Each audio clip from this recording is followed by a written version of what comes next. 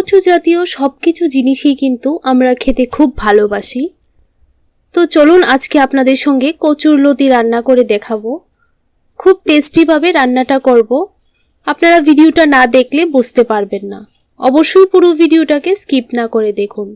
তো হ্যালো বন্ধুরা, আমি তনুজা, আপনাদের সবাইকে জানাচ্ছি তনুজাস কুকিং ক্রিয়েশন চ্যানেলে স্বাগত। আশা করছি আপনারা সবাই ভালো আছেন।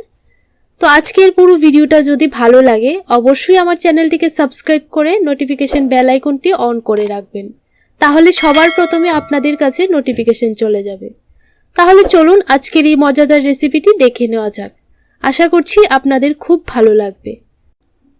তো বন্ধুরা, এখানে আমি 500 গ্রাম লতি ভালোভাবে কেটে পরিষ্কার করে ধুয়ে নিয়েছি। এবার একটা মাছের মাথা নুন এবং হলুদ মেখে আমি 10 মিনিটের জন্য রেস্টে রেখে দিয়েছিলাম। তারপর এখানে একটা বড় সাইজের পেঁয়াজ কুচি কুচি করে কেটে নিয়েছি। কিছু ধনেপাতা কুচি নিয়ে নিলাম, অল্প একটু নিয়ে নিলাম জিরে ধনে বাটা আর লঙ্কা বাটা। তো দেখুন সবগুলি লতি এখানে আমি সেদ্ধ করে নেব। প্রায় 40 to 50% সেদ্ধ করে নেব। হাফ টিস্পুন নুন দিয়ে দিচ্ছি।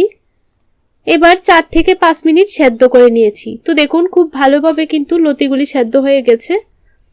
এবার চুলায় একটা ফ্রাই প্যান বসিয়ে দিয়েছি। এখানে আমি পরিমাণ মতো দিয়ে দেব সরিষার তেল। তো সরিষার তেল ভালোভাবে গরম হয়ে গেছে। এবার মেখে রাখা মাছের মাথাগুলি দিয়ে ভালোভাবে ভেজে নেব। মাছের মাথাগুলিকে খুব ভালো করে ভেজে নিতে হবে।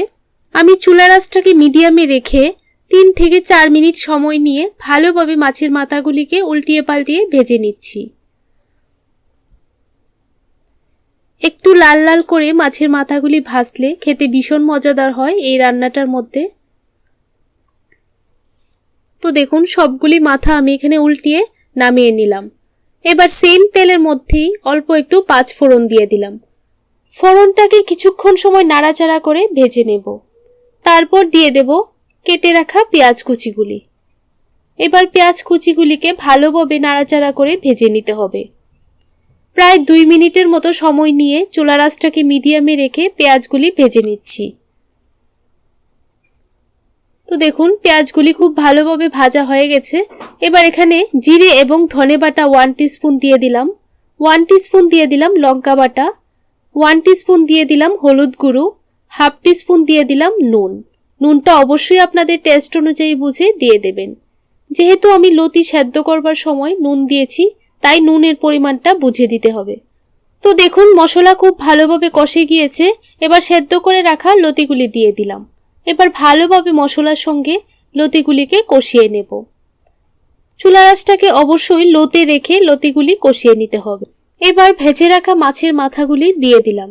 দিয়ে কিছুক্ষণ সময় নাড়াচাড়া করে ভালোভাবে মাথার সঙ্গে লতিগুলি মিশিয়ে নিতে হবে। তখন চুলার আঁচটাকে অবশ্যই লোতে রাখতে হবে, তাহলে খুব ভালোভাবে ভাজা ভাজা হয়ে যাবে। তো বন্ধুরা, রেসিপিটি কেমন লাগলো অবশ্যই আমাকে কমেন্টের মাধ্যমে জানাবেন।